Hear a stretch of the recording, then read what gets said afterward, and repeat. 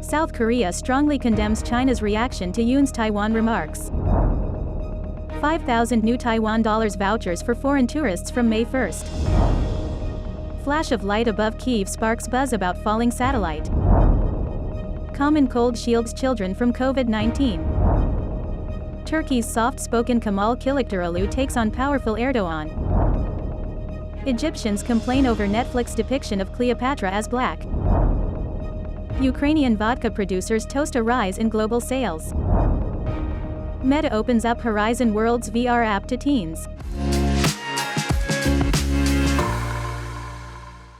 G'day ladies and gentlemen, welcome to Funday News. I'm your host, Kilik.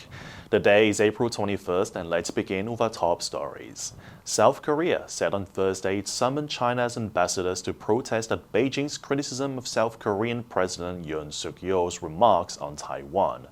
Arirang, a South Korean state media outlet, reported South Korea's foreign ministry has strongly condemns China's remarks about President Yoon's earlier comments on Taiwan. According to the report in a statement on Thursday, the ministry said that China's foreign ministry spokesperson has made a serious diplomatic discourse that raises doubts regarding China's national dignity. South Korea's foreign ministry has strongly condemned China's remarks about President Yoon's earlier comments on Taiwan. On Wednesday, President Yoon said tensions in Taiwan occurred due to forceful attempts to change the status quo, and voiced opposition to such change. He also stressed that the issue is beyond that of China and Taiwan, as it is a global matter. Asked about Yoon's comments, the Chinese Foreign Ministry spokesperson at a regular news briefing on Thursday denounced Yoon and called on South Korea to prudently handle matters related to Taiwan. Hours later, South Korea's foreign ministry hit back. Focus Taiwan, the English branch of Taiwan's central news agency, reported that Taiwan's government planned to attract foreign visitors by offering them vouchers worth 5,000 Taiwanese dollars, or approximately $160 US. The incentives will begin on May 1st and run through 2025. Independent travelers who enter Taiwan with a foreign passport and stay for 3 to 90 days will be eligible to register for the scheme. The Tourism Bureau said that the registration must be completed before arriving in Taiwan on government website, which will be established in the near future, or at businesses that take part in the scheme. The program, however, excludes travelers visiting Taiwan and organized tour groups.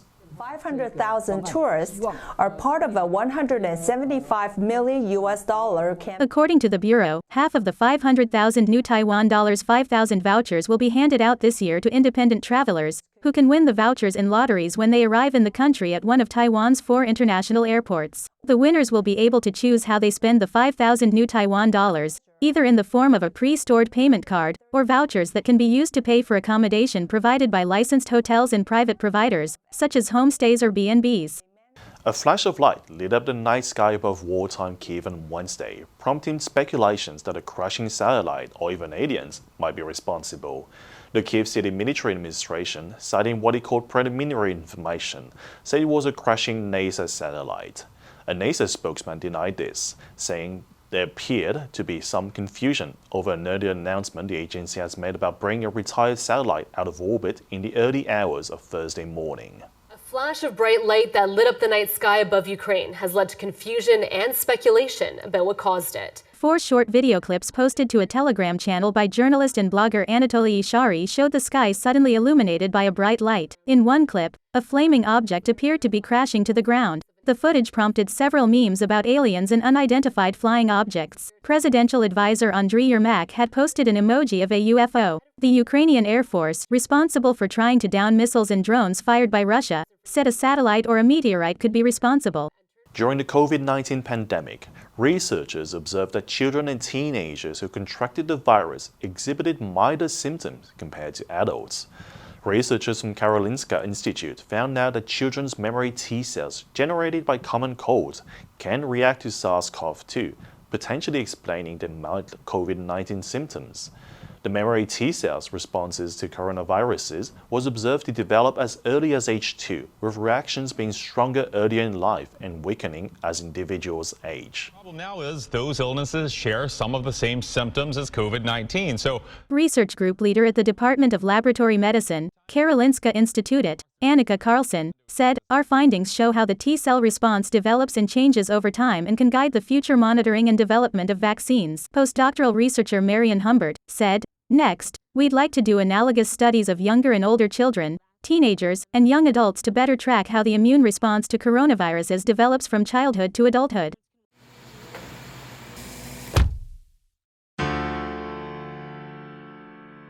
Hello, I'm Peggy. Thank you for joining us on Funday News. It is Monday, July 25th, and here are your top stories. Bloomberg reported that Australia is on high alert for foot and mouth disease in its cattle herds after traces of 用心生活，享受自由，学习，走自己的路。Funday 英语。They call him Gandhi Kemal because of his calm nature, trademark spectacles, and distinct moustache. His extreme composure can even drive his own colleagues crazy. And yet, 74-year-old Kamal Kilik Durlu has the biggest chances so far of winning the upcoming May election in Turkey because the country's often divided opposition parties have come together to oppose the standing president, Recep Tayyip Erdogan. The leader of the Republican People's Party, CHP, Kamal Kilik Durlu, has survived a string of violent attacks, earning the reputation of being one of Turkey's most targeted politicians. In his 13 years as leader, he has broadened his party's appeal and embraced all the different colors in the country. The CHP charts its origins back to Turkey's modern secular founder Kemal Ataturk. The CHP also has arguably higher profile figures who won the race for mayor in Istanbul and Ankara. A Netflix docudrama series that depicts Queen Cleopatra VII as a black African has sparked controversy in Egypt. A lawyer has filed a complaint that accuses the series' African queens, Queen Cleopatra, of violating media laws and aiming to, quote-unquote, erase the Egyptian identity. A top archaeologist in Egypt has insisted that Cleopatra was light-skinned, not black. However, the show's producers said her heritage is highly debated, while the actress playing Cleopatra was defiant, telling critics, "If you don't like the casting, don't watch the show." The historical Cleopatra was born in the Egyptian city of Alexandria in 69 BC and became the last queen of a Greek-speaking dynasty. The identity of Cleopatra's mother is not known, and historians say it is possible that she, or any other female ancestor, was an indigenous Egyptian or from elsewhere in Africa. Netflix's companion website Tudum reported in February that the choice to cast Adele James, a British actress who is of mixed race, as Cleopatra was a nod to the centuries-long conversation about the ruler's race. After the invasion of Ukraine last year, Russian vodkas were quickly removed from shelves around the world. It was an opportunity for rival Ukrainian brands to take their place. Owner of Ukrainian brand Dimers, Dima Dainega, said global sales have increased significantly with people looking for ways to support Ukraine. Since the start of the conflict, Dainega has been giving a share of his profits to Ukrainian charities.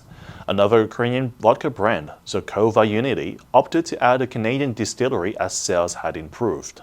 With annual global sales of $46.6 billion, vodka is a ubiquitous product that consumers around the world add to soft drinks, use as the base for a cocktail, or down as a shot. The start of the conflict resulted in Western drinkers, retailers and governments boycotting and banning Russian vodkas. As such, Ukrainian vodka, such as Nemirov, found sales soar around the world. Despite businesses having subsequently been affected by power cuts, the firm says it has seen a big rise in exports, including a twofold increase in sales in the UK. Meta is forging ahead with plans to let teenagers onto its virtual reality app, Horizon Worlds, despite objections from lawmakers and civil society groups that the technology could have possible unintended consequences for mental health. On Tuesday, the social media giant said children as young as 13 in Canada and the United States will gain access to Horizon Worlds for the first time in the coming weeks. Meta said that teens would now be able to explore immersive worlds, play games like Arena Clash and Giant Mini Paddle Golf. Horizon Worlds is already available to users above the age of 17. Meta said in its announcement that in opening up Horizon Worlds to teens, the company would provide protective guardrails, such as by using default settings to make teenage users' profiles and activity less visible to other users and by applying content ratings to potentially mature virtual spaces. Meta added that its safety controls were developed with input from parents and online safety experts. And now let's take a look at today's vocabulary from the article 5,000 Taiwanese dollar vouchers for foreign tourists. Number 1. Voucher. a printed piece of paper that can be used instead of money to pay for something, or that allows you to pay less than the usual price of something. Example, this discount voucher entitles you to 10% off your next purchase.